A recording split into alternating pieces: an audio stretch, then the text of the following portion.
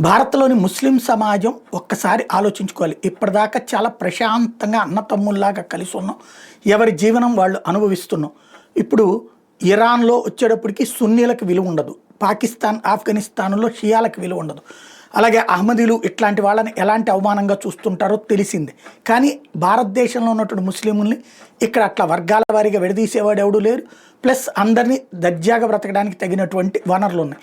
కానీ ఇక్కడ దాన్ని చెడగొడుతున్నది అంటే హిందూ ముస్లింల మధ్య ఐక్యత చెడగొట్టేటటువంటి ప్రయత్నం చేస్తున్నటువంటి తీవ్రవాద భావజాలికలు. హిజ్బుల్లా జెండా పట్టుకున్నోడు, హమాస్ జెండా పట్టుకున్నోడు, పాకిస్తాన్ జెండా పట్టుకున్నటువంటోడు అత్యంత ప్రమాదకారి.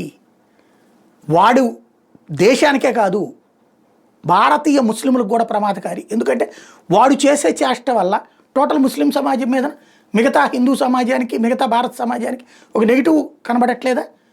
ఇక్కడ 1 కోటి మంది ముస్లింలు ఉన్నటువంటి చోటన ఒక్కడు చేసే వెధవ పని చుట్టూ ఉన్న ముస్లింలు కంట్రోల్ చేయకపోతే ఎట్లాగా? 1 కోటి మంది ముస్లింలు ఉన్న చోట ఒక 25 మంది తీవ్రవాదులు వేషాలు వేస్తుంటే వాళ్ళ కుటుంబాల్ని పట్టుకుని పట్టించి అప్పచెప్పకపోతే ఎట్లాగా?